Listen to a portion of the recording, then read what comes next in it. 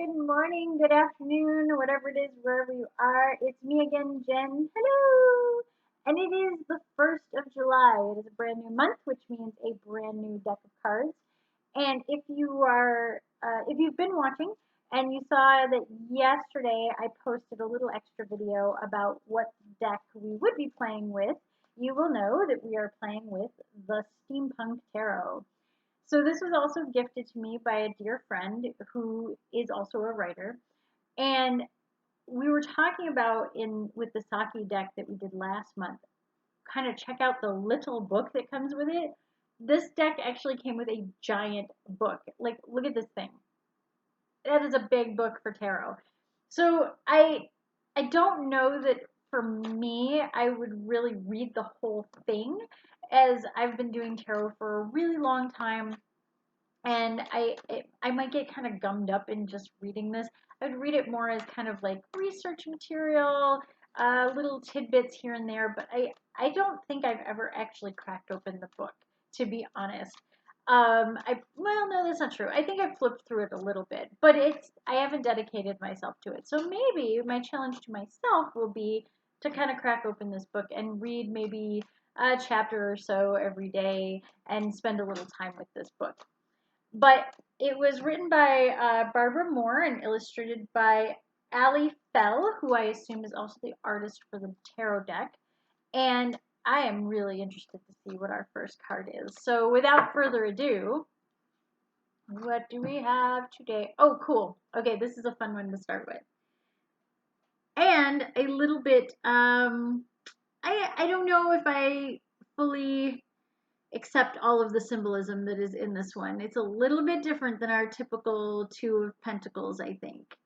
But we'll work with it. We'll see what we get out of it. So obviously she is on a bicycle. For those that don't know about steampunk, it is a style. One of the things that they say is what happens when goths discovered brown. Also, it's kind of Victoriana and futurism, all kind of bound together. And I do think that a tarot deck based on Victoriana and kind of the whimsy of Victoriana makes perfect sense, because they were very interested in the occult during this time period. So that's kind of cool. So we have her on one of these big bicycles. It's got the larger wheel in the front and the smaller in the back, which is our pentacles. If you can see the spokes on the bicycle there, they are our pentacles. So she's riding this bike and she's riding it over water. So typically water represents emotion. And I think to some degree the Two of Pentacles does kind of talk about emotions and that balancing. But the Two of Pentacles is really about balance. Finding balance, maintaining balance. What is, are you being too forceful, or are you being forceful enough? Are you being too passionate or just passionate enough? Are you taking breaks when you need to or taking too many breaks? Everything about the Two of Pentacles is about balance and knowing if you're doing enough of something and how to maintain that balance. So this is a really interesting card to have her kind of trying to bicycle over the ocean. It's really kind of neat, because that seems like something you wouldn't normally try to do. And I'm going to assume that this is like over the ocean. This is not just along the shore, because it looks like there is depth to that water. So it's kind of interesting to have this whimsy to this of trying to bicycle over water. And I do think that to some degree, this card is about balancing those emotions, balancing your skill sets, and finding what works. Because twos are always going to be about, okay, we've started this project, now what are kind of the pros and cons? And I've seen this more in what the Two of Pentacles represents, is in the physical sense, because Pentacles, again, deal with earth, deal with material things, deal with wealth and fertility. So a lot of this card is going to represent that in terms of what are we doing in the real world? What are we doing with our physical material goods and things of that nature? So I can also look at this card and go, well, You started dieting and exercising, but are you working too hard or are you not working hard enough? Are you taking a few cheat days to balance things out? There's a lot of ways to read this card in terms of what is balance. And I usually like to see this card where he's balancing kind of the two pentacles in his hands. And there is still that binding of the infinity symbol between the two, which again is a little harder to see in this card. If you weren't as adept at reading or seeing the symbolism, you might miss that this is meant to be an infinity symbol because there's a lot of other things going on. I will say that one of the things that's a drawback to this deck is it's very, very dark. So everything is kind of all the same color. It's not black, but it is definitely brown. So kind of discerning some of those more subtle things that are going on might be more difficult for somebody who's new to reading.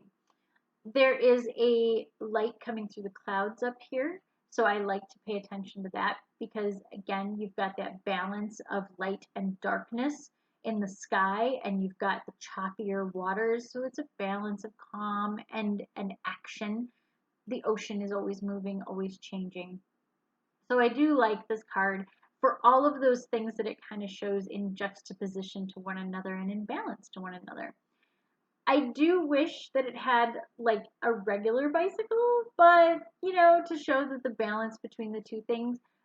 But yeah, the bigger wheel versus the smaller wheel can be useful too, as saying, okay, well, maybe you need to do more of this and less of that. Overall, I think this is a really interesting and fun card. And I do think that it's really fascinating the way they decided to use, instead of discs being the usual coin, they are in this case the wheels on a bicycle. So again, if you're looking for that means of connecting this with earth, connecting it with wealth and coins, you're kind of missing a lot of that symbolism in here.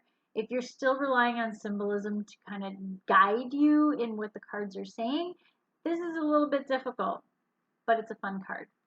So I think that was really interesting for our first card for a new month and our first card in the Steampunk Tarot. If you are interested in having readings in the month of July with this fun deck, I am always open and available for appointments, and you can check out my website in the description below, and you can also please leave a comment if you have seen this card before or used this deck, or if you really like this card and some of the things that maybe you might have noticed. These cards do not have the extra little symbols that the Saki Saki deck has, so they're a little more typical to your standard tarot deck. And again, the book.